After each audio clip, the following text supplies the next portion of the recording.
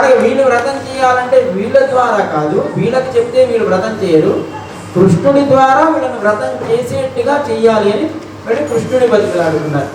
ఆయా ఈ వ్రతం చేస్తే ఊరు బాగుంటుంది, పాడి పంటలు ఏర్పడతాయి, వర్షాలు కురుస్తాయి, చక్కగా అందరికీ సస్య సమృద్ధి ఏర్పడుతుంది, అందరూ సుఖంగా ఉంటారు. మరి నేనేం చేయాలి అంటే నువ్వు ఈ వ్రతాన్ని వాళ్ళ చేత చేయించాలి. సరే, కృష్ణుడికి వాళ్ళతో కలవడమే ఆనందం కనుక ఆయన దానికి అంగీకరించాడు. సరే, కృష్ణుని కలవచ్చు అని వీళ్ళంతా మళ్ళీ వీళ్ళకి ఆ రకమైన వ్రతం అనే నేపథ్యంతో కృష్ణుని కలవచ్చు అని చెప్పారు కనుక వీళ్ళకి అది ఆనందాన్ని కలిగించింది, హృదయానికి ఆహ్లాదాన్ని కలిగించింది. అలాంటి కాలం మార్గంలో మదినిరైందని అన్నాడు. ఇక్కడ మనకి భగవంతుణ్ణి పొందాలనేటువంటి భావన ఏర్పడడం ఇందాక మనం చెప్పుకున్నాం. సత్వ గుణ ప్రవృద్ధమైతే మనం భగవంతుని పొందాలనే భావన అది మనకి నిలబడుతుంది.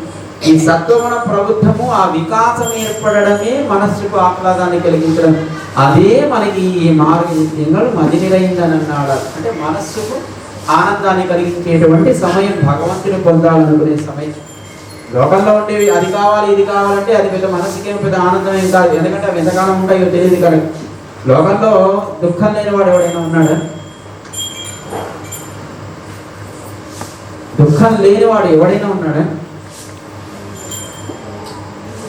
లోకంలో ఎవరికి అందరికీ దుఃఖం ఉంటుంది. దుఃఖం ఏర్పడడానికి కారణం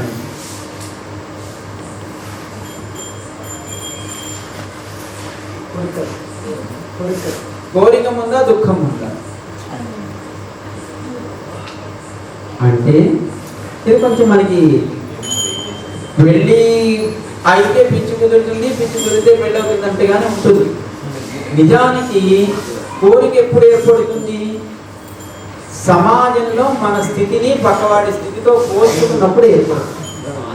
ఒక ఊళ్ళో ఒక రైతు ఉన్నాడు, ఊళ్ళో ఎవరు లేదు, ఒకడే ఉన్నాడు అనుకుంటారు. ఆయనకు ఎకరం తీసుకున్నాడు, దాని పక్కన సేద్యం చేస్తున్నాడు, చక్కగా దానివల్ల కొద్ది గొప్ప ఆర్జిస్తున్నాడు. ఆ పక్కన కూడా ఉండేటువంటి నగరానికి వెళ్ళాడు, దాన్ని అమ్ముకున్నాడు, కొంత ధనం వచ్చింది, కూలి గుడిసె కట్టుకున్నాడు, ఆయన 2 ఆవులను పెట్టుకున్నాడు, సుఖంగా సంసారం సాగుతుంది. అక్కడ ఇంకా భూమి ఉంది, కానీ తను చేసుకోగలిగేది 1 ఎకరమో 2 ఎకరాలు సేద్యం చేయగలిగితే తన సామర్థ్యానికి బట్టి ఆయన అక్కడ సేద్యం చేసుకుంటూ వ్యవసాయం చేసుకుంటూ తాను సుఖంగా ఉన్నాడు. మళ్ళాంటి వాడు ఎవడో పక్క నుంచి వెళ్ళాడు, ఆ పక్కన ఇంకో 10 ఎకరాలు, వాడికి ఇంకో కొంచెం సామర్థ్యం ఎక్కువ ఉంది కనుక 10 ఎకరాలు తీసుకున్నాడు, దాన్ని తాను సేద్యం చేయడం వ్యవసాయం చేయడం ప్రారంభించాడు, తాను నగరానికి వెళ్ళి అమ్ముకుంటున్నాడు. ఈయనకి 1 ఎకరానికి ఇంత సంపాదిస్తానికి ఎక్కువ సంపాదిస్తాడు కదా. సరే, వెళ్ళాడు, బాగా సంపాదించాడు, మళ్ళీ వచ్చాడు, హాయిగా ఈయన పూరి గుడిసె పక్కన ఒక మేడ కట్టాడు. ఏమైంది? నిన్నటిదాకా హాయిగా పూరి గుడిసే ఇంద్రభవనం అనుకునేవాడు మనవాడు. కానీ ఎప్పుడైతే ఆ పక్కన వాడు మేడ కట్టాడో అప్పుడు ఇంకా లోపల నుంచి ప్రారంభమైంది, అయ్యో వాడు నాకంటే ఎదిగిపోతున్నాడు, నాకంటే గొప్పవాడు అయిపోతున్నాడు, నాకంటే ఎక్కువ ఆర్జిస్తున్నాడు, నేనేమో పూరి గుడిసెలో ఉన్నాను, వాడేమో మేడలో ఉన్నాడు. ఈ దుఃఖం అప్పుడు ఏర్పడింది. దానికి కోరిక తోడయ్యింది. ఆ దుఃఖం ఏర్పడిన తర్వాత నేను కూడా ఇంకా సంపాదించాలని కోరిక ఏర్పడింది. ఇది కావాలి అది కావాలని కోరిక ఏర్పడింది. కనుక వీడికి సమాజంలో తన స్థితిని దాటి పక్కవాడితో పోల్చుకున్నప్పుడు ఏర్పడుతుంది దుఃఖం. దాని తర్వాత కోరిక ఏర్పడుతుంది. ఈ దుఃఖం ఎట్లా ఉంటుంది? ఏదో ఆర్జించాలనే దుఃఖం. పోనీ ఆర్జించిన తర్వాత దుఃఖం ఉపశమనం అవుతుందా? ఆర్జించింది మళ్ళీ ఎవడన్నా లాక్కుపోతాడేమో, ఎవడన్నా దొంగిలిస్తాడేమో, ఎవడన్నా నాకు దూరం చేస్తాడు, ఇది కూడా దుఃఖమే. కనుక ఆర్జన వల్ల దుఃఖము, ఆర్జించడానికి దుఃఖము, ఆర్జించిన తర్వాత దుఃఖం. చూడండి, బాగా సంపాదించిన తర్వాత అబ్బా 30%, 33% ట్యాక్స్ కట్టాలంటే కష్టం అనిపించదా? మనం ఏం చేస్తాం? దాన్ని బ్లాక్ చేస్తాం. బ్లాక్ చేస్తే మళ్ళీ ఇంకో డిమానిటైజేషన్ ఇంకోటో పెట్టాలి, మళ్ళీ బయటికి లాగాలి. అప్పటికి మనం చాలా తెలివైన వాళ్ళం, మళ్ళీ మెల్లగా దాన్ని ఉన్నదానంతటిని కూడా మళ్ళీ రన్నింగ్ కరెన్సీ అనేది దాంట్లోకి మార్చుకుంటారు. మరి మార్చుకున్న తర్వాత ఇప్పటికీ అప్పుడప్పుడు మళ్ళీ అక్కడ ఇక్కడ సమాచారాలు ఏంటంటే రాబోయే ఏప్రిల్లోనే ఎప్పుడో 2000 నోట్లన్నీ ఒకసారి రద్దు చేస్తారట. అమ్మ ఇంకేముంది, దాచిపెట్టిన 2000 నోట్లు మళ్ళీ ఇంకేదో 100లోకో 500లోకో మార్చుకోవాలని మళ్ళీ దిగిపోయి సంపాదించడం ఎంత కష్టమో సంపాదించిన దాన్ని నిలబెట్టుకోవడం కూడా అంతే కష్టం. లోకం అలా ఉంటుంది, ఇది శాశ్వతం కాదు. కనుక లోకంలో మనం ఆర్జించేది ఏది కూడా శాశ్వతం కాదు. కేవలం శాశ్వతమైనది భగవత్ సంబంధం, అదే మనకు ఆనందాన్ని కలిగించేది. ఈ భౌతికమైనవన్నీ కూడా ఆనందాన్ని ఎప్పుడూ కలిగించవు. ఏదో ఒక రకంగా దానివల్ల దుఃఖమే ఏర్పడుతుంది. కానీ భగవంతుడు అనేటువంటి భావన, భగవంతుడి యొక్క సంబంధం, భగవంతుడి యొక్క ఆ అనుభవం అదే మనకి ఎప్పుడూ శాశ్వతంగా ఆనందాన్ని ఇచ్చేది. అదే మనలో ఉండేటువంటి వికాసం, అదే మార్గం. నింగల్ మది నిరైంద నన్నాడాలి. ఎప్పుడైతే మనకు భగవంతుని అనుభవించాలి, భగవంతుడి స్మరణ చేయాలి, భగవంతుని పొందాలి, భగవంతుడి యొక్క సేవ చేయాలి, ఇవి ఎప్పుడైతే మనలో ఏర్పడతాయో అవి మనకి ఆహ్లాదాన్ని, ఆనందాన్ని కలిగిస్తాయి. నీరాడ పోదివీరు పోదిమినో నేరి చెయ్యి. ఆ నీరాడడం అంటే మనకి రెండు రకాలు. అంటే స్నానం చేయడం. స్నానం దేనికి చేస్తాం? బాహ్య శుద్ధి కోసం, అంటే శరీర శుద్ధి కోసం స్నానం చేస్తాం. పైనుండి అంటినటువంటి మునికిని పోగొట్టుకోవడం కోసం స్నానం చేస్తాం. అయితే బాహ్య శుద్ధితో మనం ఏమన్నా పనులు, మన సంకల్పాలు నెరవేరుతాయా? లోపల అంతఃకరణ శుద్ధి కూడా కావాలి. అంటే మనస్సు పవిత్రంగా ఉండాలి. ఆ మనస్సు పవిత్రంగా ఉండడానికి ఇంద్రియాలు మనస్సుకు అనుకూలంగా ఉండాలి. ఆ మనస్సు ఎప్పుడైతే పవిత్రం అవుతుందో అది శుభాశ్రయమైనటువంటి భగవంతుడి వైపు ఆ మనసు ప్రవర్తించడం ప్రారంభిస్తుంది. అప్పుడు మనలో ఉండేటువంటి దుఃఖాలు తొలగుతాయి, మనలో ఉండేటువంటి కర్మలు తొలగుతాయి. మనం చేసే ప్రతి పని భగవంతుని సేవగా, ఆరాధనగా మారుతుంది. కనుక అంతఃకరణ శుద్ధి కూడా కావాలి. దానికి ఆ అంతఃకరణ శుద్ధికి భగవన్ నామస్మరణ, భగవంతుడి యొక్క సేవ అనే అనుభవమే మనకి అంతఃకరణ శుద్ధిని కలిగజేస్తుంది. అది మనకి ఆ లోపల అంతఃకరణ శుద్ధికి కూడా మనం భగవన్నామ స్మరణ కారణం కనుక అట్లా భగవన్నామ స్మరణ అనేటువంటి స్నానము, భగవంతుని పొందాలని ఆర్తి అనేటువంటి స్నానంలో మనం అవగాహించుకోవాలి అని అంటారు. కనుక బాహ్యశుద్ధికి మనం శరీరానికి ఏదో నీళ్లు పోసుకోవడం స్నానం అయితే, లోపల ఉండేటువంటి ఆ అంతఃకరణ శుద్ధికి భగవన్నామం అనేటువంటి స్నానం మనం చేయాలి అనేది నీరాడ పోదివీరు పోదిమినో అనేది. మరి ఆ ఎవరిని పిలుస్తున్నారు? సీరుమల్గు ఆయిప్పాడి, అంటే బాగా సంపదలు వృద్ధి కలిగినటువంటి విరేపల్లి. అదేంటంటే ఇందాకే చెప్పుకున్నారు కదా, పాపం కరువు వచ్చింది, కరువు తీరడం కోసం వ్రతం చేయమంటున్నారు అని కదా. మరి కరువు ఉన్న ఊళ్ళో సంపదలు బాగున్నాయని ఎట్లా చెప్తున్నారు? అంటే సంపద అంటే భౌతికమైనటువంటి ఇవాళ నుండి రేపు ఏది సంపద కాదు. భగవంతుడు అనేటువంటి సంపదే నిజమైనటువంటి సంపద. ఆ సంపద ఆ ఊళ్ళో ఉంది, అది కృష్ణుడి రూపంలో ఉంది. కానీ సీరుమలుగు మాయింపాడి సెలవ సిరిమిలు అంటే బాగా సంపద కలిగిన వాడు. వీళ్ళలో ఉన్న ఆయన భగవంతుడే సంపదగా ఆయన ఉన్నాడు. వీళ్ళలో కూడా ఒక సంపద ఉంది, అది భక్తి అనే సంపద. కనుక అలాంటి భక్తి అనేటువంటి సంపద కలిగినటువంటి వాడు వీళ్ళంతా వాళ్ళని తోడు చేసుకొని భగవంతుని పొందడానికి వ్రతం చేయాలి. మరి ఎవరిని ఆశ్రయించాలి? ఆయన ఏదో మనకి ఇవ్వగలిగేవాడై ఉండాలా వద్దా? నారాయణనే నమక్కే పరై తరువాన్, ఆయన్ని ఆశ్రయించాలి. ఆయన కృష్ణుడిగా లోకంలో అవతరించి ఉన్నాడు. మరి నారాయణుడు అంటే ఎవరు అంటే అన్నిటికీ ఆధారమైన వాడు. అన్నిటికీ ఆధారమైనటువంటి వాడిని మనం ఆశ్రయించాలి. ఎందుకు ఆశ్రయించాలి అంటే పరై తరువాన్, అంటే మనకంటే విలక్షణమైనటువంటి, మనకంటే ఇప్పుడు మనమున్న స్థానానికంటే విలక్షణమైన స్థానం కానీ, మనకంటే విలక్షణమైనటువంటి పరమాత్మ తనని తాను కానీ లేదా తన స్థానాన్ని కానీ ఇవ్వగలిగేది ఆయన ఒక్కడే. కనుక మనం కోరుకునేది పరమపదము, అక్కడ ఉండేటువంటి భగవంతుడి యొక్క ఆ కైంకర్య భాగ్యం కనుక ఆ రెండు ఆయనే ఇవ్వగలడు. కనుక అన్నిటికీ ఆధారమైన వాడు కనుక ఆయనని ఆశ్రయించాలి. నారాయణుని నమక్కే పరై తరువాన్. మరి ఆయన నారాయణుడు అంటున్నారు, అన్నిటికీ ఆధారమైన వాడు అంటున్నాడు, అన్నిటిని నియమించేవాడు అంటున్నాడు. మరి అంత గొప్పవాడు కదా, ఆయనలో ఉండే పరత్వం అంత గొప్పది కదా. మరి ఆయన మన అంగీకరిస్తాడా? నిజానికి అంగీకరించడు, కానీ అంగీకరిస్తాడు ఎప్పుడు? ఇందాక మనం చెప్పుకున్నాం, ఆయన మన అంగీకరించాలన్నా, మనలో దోషాలను తొలగించాలన్నా, మన దోషాలని అంగీకరించి మనల్ని ఉజ్జీవింపజేయాలన్నా ఆ పక్కన ఆయన నియమించేవాళ్ళు ఒకళ్ళు ఉండాలి. మంత్ర అనుష్ఠానం చేసేటువంటి గొప్ప మహానుభావుడు, జ్ఞాన సంపన్నులైనటువంటి ఆచార్యులు ఆ పక్కన ఉంటే ఆచార్యుల మాట ఆయన వింటాడు. ఆ ఆచార్యుల దగ్గర ఆయన చేతులు కట్టుకొని నిలబడతాడట.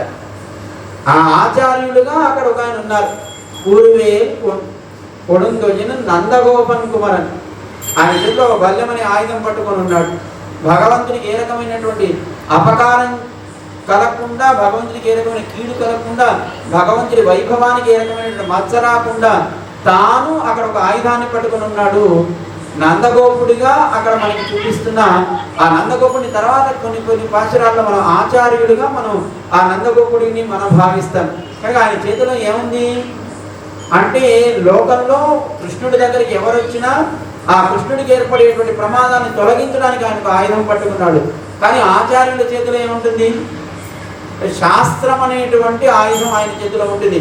భగవంతుడి యొక్క వైభవాన్ని నిరూపించగలిగేటువంటి వేదము లేదా ఆగమాలు ఆ శాస్త్రం అనేటువంటి ఆయుధాన్ని ఆచార్యులు తాను ధరించి ఉంటాడు. పూర్వేలు కొడుందుజులను నందగోపన్ కుమరన్ ఆయనని తండ్రిగా ఆయన అంగీకరించారు కదా, లోకంలో అవతరించాడు. కనుక ఆచార్యులు తండ్రి అయితే మంత్రాన్ని తల్లిగా భావిస్తాము, భగవంతుణ్ణి మనం సంతానంగా భావిస్తాం అక్కడ. కనుక ఆ పక్కన మంత్రంగా ఇందాక చెప్పుకున్న యశోదమ్మని. కనుక పోని సరే ఆయన ఆచార్యుడు కలిగి ఉన్నాడు, మనల్ని అంగీకరిస్తాడా? ఆయన పక్కన ఉన్నంత మాత్రాన్ని ఆయన శాస్త్రాన్ని పట్టుకుంటున్నాడు. శాస్త్రం ఏం చెప్పింది? భగవంతుడిని నువ్వు ఆశ్రయిస్తే భగవంతుడు నీకు తప్పకుండా ఆయన సులభంగా ఆయన నీకు లభిస్తాడు. మరి ఆయన లభిస్తాడా? ఆచార్యుడు పక్కన ఉంటే ఆయన మాట వింటాడా? ఆయన ఎవరికి లొంగడు, అట్లాంటి వాడు ఆచార్యుడికి లొంగుతాడా? పోని లొంగిన ఆయనలో మరి మనని అంగీకరించగలిగేటువంటి దయ, కరుణ, వాత్సల్యం ఇట్లాంటి గుణాలు ఉన్నాయా అంటే ఏరాందకన్ని యశోదై ఇలం సింగర్. ఆ యశోదమ్మ కళ్ళు చాలా విప్పారినటువంటి పద్మాలు లాంటి కళ్ళు, అంటే బాగా చక్కటి విశాలమైనటువంటి నేత్రాలు. అంటే మనకి నేత్రాలు విశాలంగా ఉండడము, దాంట్లో చక్కటి ఆ వికాసం ఉండడం అంటే ఏంటి దానికి అర్థం? అంటే ఆ కళ్ళలో వాత్సల్యం ఉంటుంది, దయ ఉంటుంది, కరుణ, కృప, ఇవన్నీ ఆ గుణాలన్నీ మనకి ఎదుటి మనిషిలో ఎక్కడ కనపడతాయి? ఎదుటివాడు కోపంగా ఉన్నాడా, ఎదుటివాడు సంతోషంగా ఉన్నాడా, ఎదుటివాడు మన మీద ప్రేమ కలిగి ఉన్నాడా ఎట్లా తెలుస్తుంది? అంటే కళ్ళను చూస్తే తెలుస్తుంది. ఆ కళ్ళలో మనం చూడగానే ఒక కాంతి ఏర్పడితే ఓహో వీడు మన అంగీకరిస్తున్నాడు. ఆ కళ్ళలో ఒక విసుగు కనపడితే అమ్మో వీడు వీడు పెద్దగా పట్టించుకొని స్థితిలో లేడు. ఇట్లా మనం ఎదుటి వాళ్ళ కళ్ళలో మన మీద ప్రేమ ఉందా, ద్వేషం ఉందా మనం చూడగలుగుతాం. కనుక అమ్మ కళ్ళు చక్కగా విశాలమైన నేత్రాలు, దయ, కరుణ, వాత్సల్యము ఇట్లాంటి కళ్యాణ గుణాలు చక్కగా వర్షించగలిగేటువంటి నేత్రాలు. లోకంలో తల్లి పోలిక పిల్లవాడికి, తండ్రి పోలిక అమ్మాయికి వస్తే భాగ్యవంతులు అంటారు. మనవాడు చక్కగా తల్లి పోలిక కలిగిన వాడు. అమ్మకి విశాలమైన నేత్రాలు, దయ, కరుణ, వాత్సల్యాది కళ్యాణ గుణాలు చక్కగా జీవనానికి కావాల్సిన గుణాలన్నీ యశోదమ్మ కళ్ళలో ఉంటే ఆ అమ్మ పెంచుతున్నటువంటి పిల్లవాడు కదా, నిత్యము ఆ అమ్మ కంటి చూపు వల్ల ఆయన దినదిన ప్రబుద్ధమానమవుతున్నాడు. కనుక ఆ కళ్యాణ గుణాలు, ఆ కంటిలో ఉండేటువంటి ఆ వాత్సల్యం, దయ అన్నీ కూడా ఈయనలో కూడా ఏర్పడ్డాయి. ఈయన కూడా అమ్మలో ఉండేటువంటి గుణాలని ఈయన కూడా సంతరించుకున్నాడు. ఏరాందకన్ని యశోదై ఇళం సింగం. సరే కళ్యాణ గుణాలు ఉన్నాయి, ఆచార్యుడు మాట వింటాడు, అంతవరకు బాగానే ఉంది. కానీ మళ్ళీ ఆయనకి నావాడు పరవాడు, మళ్ళీ వీడు నావాడు కాదు, వీడు పరవాడు, ఆయన భక్తుడు అండి, ఈయన భక్తుడు కాదు, ఆయన నాస్తికుడు, ఈయన ఆస్తికుడు, వీడికి అహంకారం, ఇట్లా మనలో ఉండేటువంటి దోషాలను చూసి మన దగ్గర రాని కూడా కారిమేణి చెంగన్ అంటే నీలమేఘపు శ్యాముడు, అంటే నీలమేఘ శ్యాముడు కదా, అంటే నల్లటి మేఘపు కాంతి కలిగిన వాడు. ఇక్కడ భగవంతుని మేఘంతో పోలుస్తారు. ఎందుకు మేఘానికి ఆ నల్లతనం ఎప్పుడు వస్తుంది అంటే మనకి 4వ పాచనంలో చెప్పారు, ఆదిమణైకన్నా ఉండు నీ కైకరవేలు ఆయుడు పుట్టు ముగుందు పొడు ఆత్తేరి. ఎక్కడో సముద్రపు అట్టడుగుకి చేరి ఏ రకమైనటువంటి కల్మషాలు లేనట్టు మళ్ళీ పైనైతే బురద నీరు ఉంటుంది, లేకపోతే ఇంకేదో ఉంటే ఏదో నాచు ఉంటుంది. ఇలా కాదయ్యా, నువ్వు లోపలి దాకా వెళ్ళు. వరుణదేవుణ్ణి అమ్మ ప్రార్థన చేస్తుంది, నియమిస్తుంది. ఎక్కడో అట్టడుగు దాకా వెళ్ళి అక్కడి నుంచి మొత్తం అంతా జలాలన్నీ చక్కగా వాటిని త్రాగి ఆకాశంలోకి వచ్చి అప్పుడు ఆ మేఘం రూపంలో ఉండేటువంటి వరుడు వర్షించాలి అని చెప్పింది. అంటే మనకి ఆకాశంలో మేఘాలు ఉంటాయి, తెల్లగా ఉంటాయి, శుష్కమైనటువంటి మేఘాలు, దాంట్లో నీరు ఉండదు. అవే కారు మబ్బులు అంటే ఏంటి, దాంట్లో నీరు ఉంటుంది, అవి చక్కగా వర్షిస్తాయి. కొన్ని ఆ మేఘానికి ఏమైనా ఇక్కడ వర్షించవచ్చును, అక్కడ వర్షించవచ్చును. కేవలం మనం ఏమైనా రంగనాథుడి గుడి దగ్గరనే వర్షిద్దాం, లేకపోతే ఇంకో దివ్యసాగర్ మీద వర్షిద్దాం, లేకపోతే భాగ్యనగరంలో, లేకపోతే ఇంకో చోట ఏమైనా ఒక పక్షపాతమైనటువంటి ఒక స్థితి మేఘంలో ఉంటుందా? ఎక్కడైనా వర్షించవచ్చు. ఆ మేఘానికి ఉండేటువంటి ఆ కృప వర్ష రూపంలో అది ఎక్కడైనా అది ఏర్పడవచ్చు.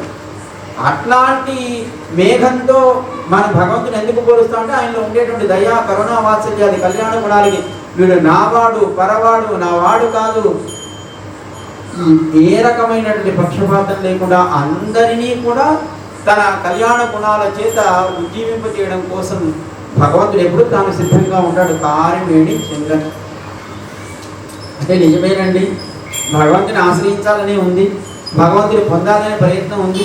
కానీ శ్రేయాంసి బహువిఘ్నాని అని ఏదో చేద్దాం అనుకుంటాం, ఒక పూట ఏదో వ్రతం ఆరంభిద్దాం అనుకోగానే అబ్బా 30 రోజులు ఉంది కదా, ఏ ఒక్కరోజు చేసినా చాలు కదా, మొట్టమొదటి ఎప్పుడే చలికాలం ఆరంభమైంది కదా, అబ్బా ఈ చలికాలంలో ఉదయం లేవాలా, ఈ చలికాలంలో స్నానం చేయాలా, 4 రోజులు అయిన తర్వాత మెల్లమెల్లగా 15 రోజులు మనకి ఎక్కడి దాకా,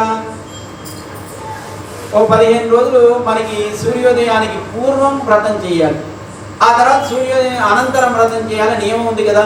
హాయిగా తర్వాత సూర్యోదయం అనంతరం చేసేటప్పుడు అప్పుడు మనం ఈ వ్రతంలో మనకు కూడా పాల్గొనాలి, ఇలా అనిపిస్తుందా లేదా? శ్రేయాంసి బహువిఘ్నాన్ని, అవి మనలో ఉండేటువంటి దోషాలు కావచ్చు, మన చుట్టూ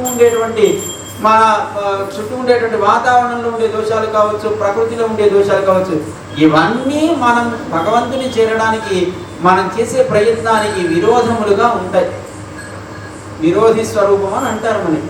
కానీ ఇవన్నీ ఎట్లా తొలగాలి అంటే కదిరమదయం పోలు మొగత్తాను, ఆయన 2 నేత్రాలు ఒకటేమో సూర్యుడిలా ఎప్పుడు అది చక్కగా ప్రజ్వలిస్తుంటుంది, రెండేదేమో చంద్రుడిలా ఎప్పుడు చల్లగా ఉంటుంది. మరి రెండెందుకు? ఒకటేమో భగవంతుని చేరడానికి మనం చేసే ప్రయత్నానికి విరోధములుగా ఉండేటువంటి వాళ్ళని శిక్షించడం కోసం ఆయన సూర్యుడిలా ఆయన ఎప్పుడు ప్రకాశిస్తూ ఉంటాడు.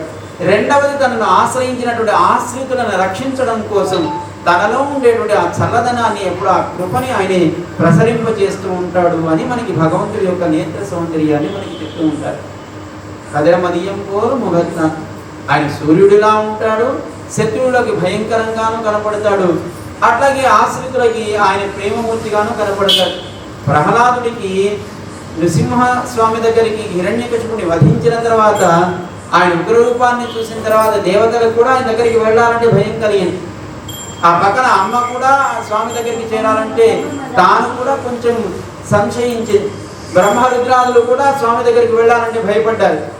అందరూ కలిసి ప్రహ్లాదుడు చెప్పారు, ఏమయ్యా నీకోసం కదా ఆయన అవతరించింది ఈ రూపంలో, కనుక నువ్వు ఆయన్ని శాంతింప చేయమంటే నాకేంటి భయం కనుక, ఆయన నాకు తండ్రి కదా, కనుక తండ్రి అయినటువంటి స్వామి దగ్గరికి వెళ్ళడానికి నాకేం భయం. మనకి ఇంత మీసాలు వేసుకొని బయట ఓ డిఎస్పీ గారు లేకపోతే వైజీ గారు లేక ఉంటే వాళ్ళని చూసి అందరూ భయపడతారు. కానీ ఇంట్లోకి వస్తే మనవాడో లేకపోతే పిల్లవాడో కొడుకో వాడికేం భయం, హాయిగా వెళ్ళి ఆ ఒళ్ళో కూర్చొని ఆడుకుంటాడు. కారణం సంబంధం తెలుసు కనుక. కానీ ప్రహ్లాదుడికి ఆ స్వామి యొక్క సంబంధం తనకి, ఆయన నాకు తండ్రి, ఆయనే నాకు తల్లి, ఆయనే నాకు సర్వం అనుకున్నాడు కనుక ఆయనకి భయం లేదు. కానీ హాయిగా వెళ్ళాడు, ఆయన ఒళ్ళో కూర్చున్నాడు, శాంతించమని ప్రార్థన చేశాడు. అంతటి ఉగ్ర రూపము కూడా పాపం ఆయన శాంతించి ఆయన చక్కగా వాత్సల్యంగా లోకాన్ని తాను అనుగ్రహించాడు నృసింహ ఆకృతిలో. కనుక శిష్టులకి ఆశ్రితులకి ఆయన చక్కటి మోహన నారసింహుడుగా తాను దర్శనమిస్తాడు. అదే ఆయనని వ్యతిరేకించి ఆయన లేకుండా చేద్దాం అనుకునే వాళ్ళకి, హిరణ్యకశిపుడు లాంటి వాళ్ళకి ఆయన ఉగ్రనారసింహుడిగా వాళ్ళ వక్షస్థలాన్ని అంటే వాళ్ళలో ఉండే దోషాలని ఆయన తొలగించడానికి ప్రయత్నం చేస్తాడు. కదిరముదయం పోల ముగత్తాన్ నారాయణనే నమక్కే పరై తరువాన్ పారోరు పుగజపడింది ఏదో ఈ లోకమంతా ఉజ్జీవింపబెట్టిగా, ఈ లోకమంతా మళ్ళీ మన కోసము మన స్వార్థం కోసం మనమేదో బాగుపడటం కోసం కాదు, మనం చేసే వ్రతం లోకానికంతటికీ అది క్షేమదాయకం కావాలి, లోకానికంతటికీ కూడా అది సంపదలను కలిగించాలి, లోకంలో భక్తి పంటని బాగా పండించాలి, భక్తి సస్యం బాగా వృద్ధి చెందాలి అనేటువంటి ఒక ఉదాత్తమైనటువంటి సంకల్పంతో అమ్మ మనకి వ్రతాన్ని ఉపదేశం చేసింది.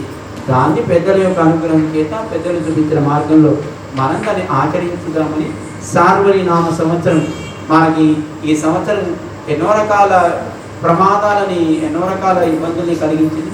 అవన్నిటిని కూడా భగవంతుడు రక్షకుడు ఆయన తొలగిస్తాడనే విశ్వాసం చేత తొలగించినా తొలగించకపోయినా మన కర్మ ఎట్లా ఉంటే అట్లా సాగుతూ ఉంటుంది. కనుక ఆయన ఉన్నాడని ఒక విశ్వాసం చేత మనం కోరుకునేది ఇంకెన్ని నాళ్ళు బతుకుదాం, ఇంకో 10 సంవత్సరాలు బతుకుదాం, ఇంకో 20 సంవత్సరాలు బతుకుదాం, ఇది కాదు మనకు కావాల్సింది. శరీరం ఎప్పుడు పోయి అప్పుడు ఆయన మనని అంగీకరిస్తాడో అప్పుడు ఆ సమయం ఎప్పుడు వస్తుందా అని ఎదురు చూడటం కావాలి మనకి. కానీ దేనికి మనకు భయపడాల్సిన అవసరం లేదు. అది రోగం కావచ్చు, ఇంకొకటి కావచ్చు, వస్తుంటుంది పోతుంటుంది. పోనీ అది రోగం చేత భగవంతుడు ఈ శరీరాన్ని దూరం చేసి తన దగ్గరికి ఆయన తీసుకుంటానంటే అంతకంటే ఆనందం ఉంటుంది. కనుక ఆ భావనతో భగవంతుడే సర్వం అనుకుని మన ముందుకు మన జీవనాన్ని సాగించగలిగితే ఏ భయము ఏ రకమైనటువంటి రోగము మన దగ్గరికి చేరదు సుమా అని మనకు విశ్వాసాన్ని ఈ సార్వరి ఒక పాఠంగా నేర్పిస్తూ ఈ సార్వరిలో ఈ మార్గశీర్ష మాస వ్రతాన్ని మనం ఆరంభించుకున్న ఈనాటి మొట్టమొదటి రోజు భగవంతుడు మనందరికీ ఆ రకమైనటువంటి ఒక చక్కటి అనుగ్రహాన్ని ఆయన మనకి కలిగించుగాక, ఆయన సన్నిధిలో మనకి ఆ రకమైనటువంటి మంచి జీవితం ఏర్పడుగాక అని ప్రార్థన చేస్తూ మీ అందరికీ ఆచార్య మంగళాశాసనాన్ని అందజేస్తూ జై శ్రీమన్నారాయణ. జై శ్రీమన్నారాయణ.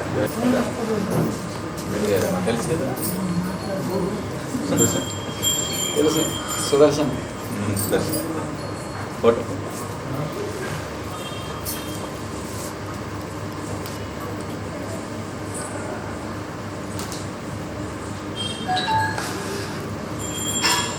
కరోనా దీనివల్ల ప్రాంగణం అంతా కూడా నిండిపోయి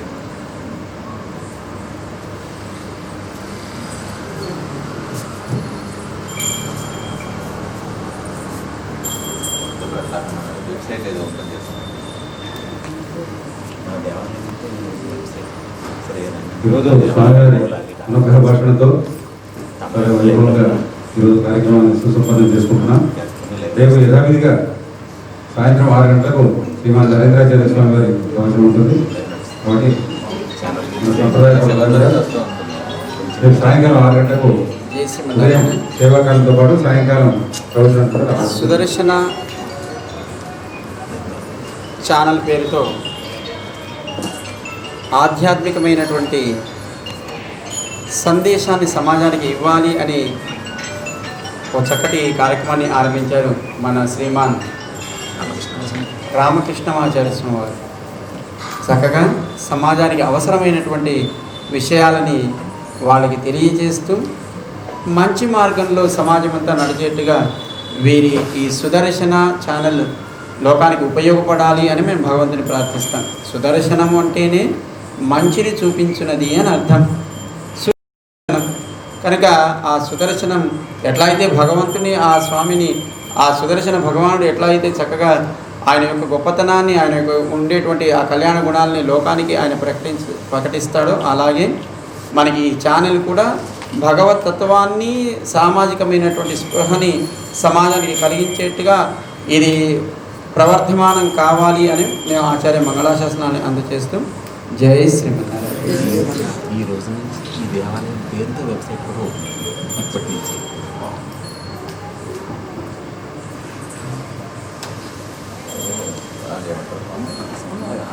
రన్నింగ్లో వచ్చేసింది.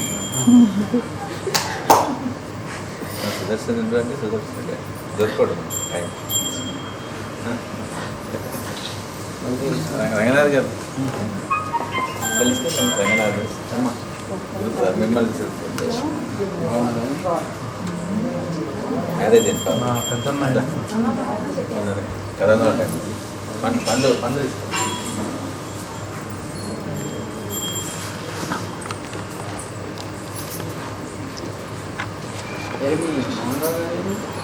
మొదలుగా రేపు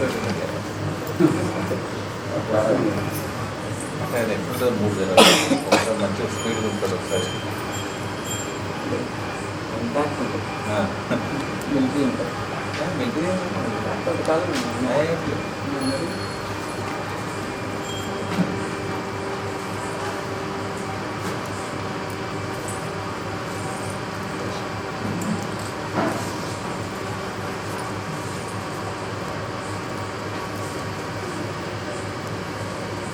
తర్వాత మీకు మాట చెప్పాలి.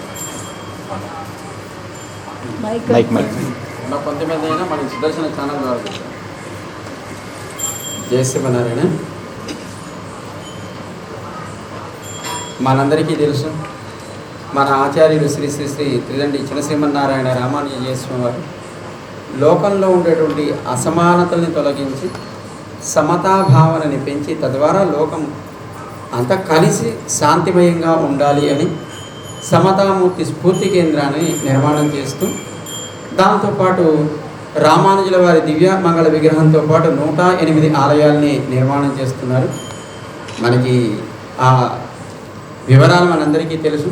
అయితే మనం కూడా ఆలయ నిర్మాణంలో పాల్గొనే అవకాశాన్ని ఇవ్వాలి అని, అది చిన్నవాడైనా పెద్దవాడైనా తనకున్న దాంట్లో ఆలయ నిర్మాణంలో తాను కూడా ఒక భాగస్వామిని అయ్యేట్టుగా చేయాలని సమాజానికి ఒక్కొక్క ఆలయానికి ఓ 10 రూపాయలు, మొత్తం 108 ఆలయాలకు ఎంత అవుతుంది? ఓ 1080 రూపాయలు అవుతుంది. కనుక ఓ 1080 రూపాయలు మనం ఇవ్వగలిగితే 108 ఆలయాల్లో మనం ఒక్కొక్క ఆలయానికి ఒక్కొక్క 10 రూపాయల భాగస్వామి మనం దాంట్లో ఉంటాం. అంటే భగవంతుడి యొక్క ఆలయ నిర్మాణం చేయడం, భగవంతుడి యొక్క గోపుర నిర్మాణం చేయడం, భగవంతుడి యొక్క వైభవాన్ని పెంచడం కోసం చేసేటువంటి సేవ కనుక ఆ సేవలో మనం కూడా భాగస్వాములు అవ్వాలి అని, అందరికీ ఆ అవకాశాన్ని ఇవ్వాలి అని జేఆర్ స్వామి వారు ఆ రకంగా మనందరికీ ఒక చక్కటి అవకాశాన్ని వారు అనుగ్రహించారు. కనుక మనం చేస్తూ మనతో పాటు మనతో ఉండేటువంటి మనకి తెలిసిన బంధువులకి, స్నేహితులకి, మన చుట్టుపక్కల ఉండే వాళ్ళందరికీ చేద్దాం. ఒక్కొక్క ఆలయానికి 10 రూపాయల చొప్పున మొత్తం 108 ఆలయాల్లోనూ మన సేవ అది చక్కగా చేరేట్టుగా ఓ 1080 రూపాయలని మనం సమతామూర్తి స్ఫూర్తి కేంద్రానికి మనం కనుక సమర్పించగలిగితే మన తర్వాత తరాలకి ఓ చక్కటి స్ఫూర్తి ఏర్పడుతుంది. భగవద్ అనుగ్రహం వల్ల వాళ్ళంతా కూడా వచ్చే తరాలు కూడా చక్కగా ఎప్పుడు శాంతిమయమై ఉంటాయి.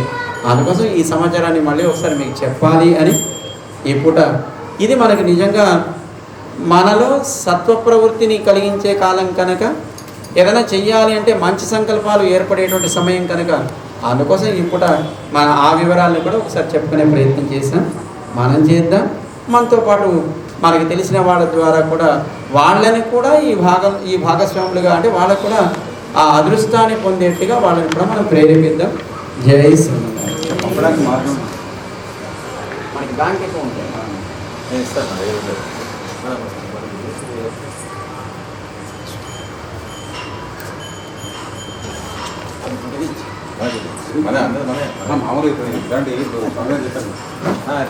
వాళ్ళు విడివిడిగా వాళ్ళు అది ఉంది నా దగ్గర. ఇది మన సాంగ్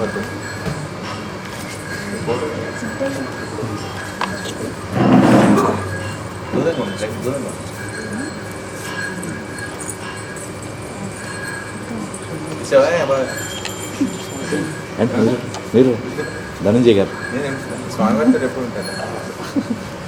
ఈవేళ లైవ్లో ఉంది కదా వెబ్సైట్.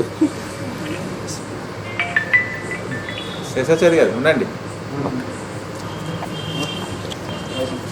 పంపించారు.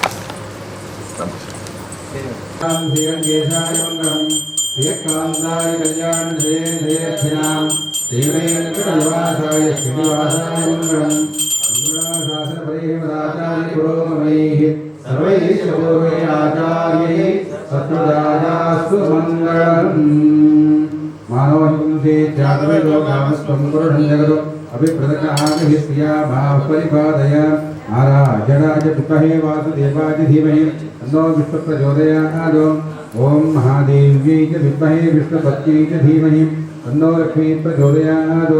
దేవస్యానందభోగసు దేవదేవ్యాః అనంతానందభోగోऽస్తు. సర్వదేవతాకారేభ్యః రామానుజాయ